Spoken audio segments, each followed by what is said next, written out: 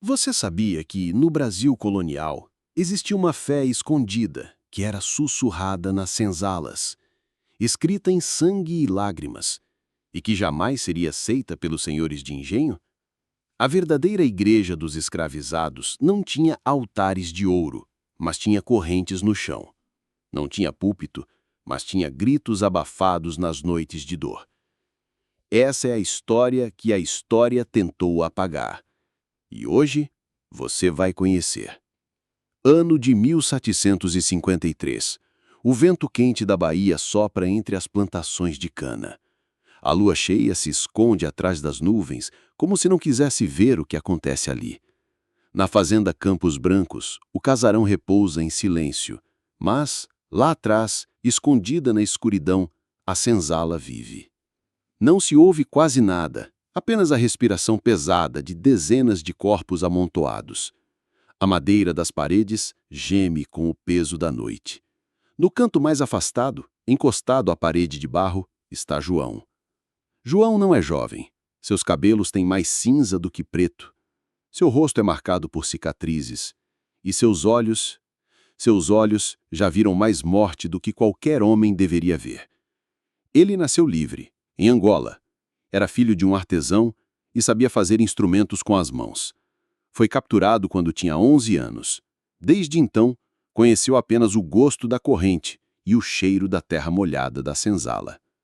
Mas João carrega algo que ninguém vê. Uma cruz, pequena, entalhada à mão, escondida dentro de um pano costurado ao avesso em sua roupa, feita com galhos de árvore. Aquela cruz não foi dada por nenhum padre. Não foi comprada na feira. Foi feita por ele, no silêncio, na dor. Naquela noite, João não está sozinho. 5 outros escravizados, homens e mulheres, se aproximam. Em silêncio, ajoelham-se em torno dele. O chão de barro ainda está úmido da chuva. A madeira do teto geme com o vento. E João começa. Não há Bíblia ali. Ninguém aprendeu a ler. Mas há memória. João repete palavras que ouviu na missa do domingo, lá no casarão, enquanto carregava sacas de farinha para a cozinha. Pai nosso que estás nos céus. Mas não é só isso que ele diz. Ele mistura. Ele canta em quimbundo, chora em português, bate no peito e diz: Nziambi a impungo, escuta o clamor do teu povo. Aquele culto escondido é crime. Não é permitido que os escravizados tenham sua própria fé. A fé oficial precisa passar pela aprovação da Casa Grande. Tudo que cheira a autonomia é visto como ameaça.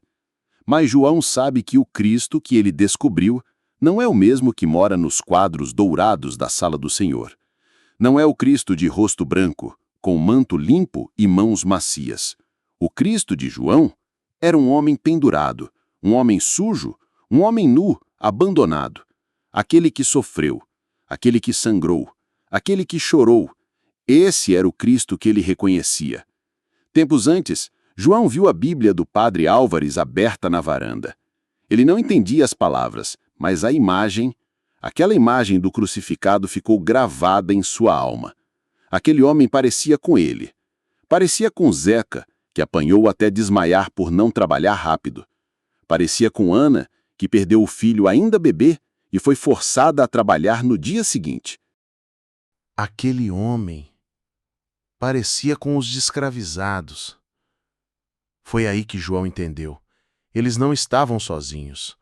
O Deus que sangra estava com eles. Na sexta-feira seguinte, depois da meia-noite, João conduziu o grupo para a mata, atrás da plantação. A caminhada era arriscada.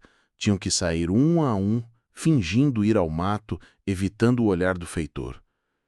Mas eles conseguiram. No meio da mata, em volta de uma fogueira pequena e abafada, se ajoelharam. João falou do Messias sofredor. Falou de um homem chamado Moisés, que libertou um povo do cativeiro. Falou de um reino onde não havia senhores nem escravos, onde os últimos seriam os primeiros. E naquele silêncio, naquela noite escura, algo acendeu.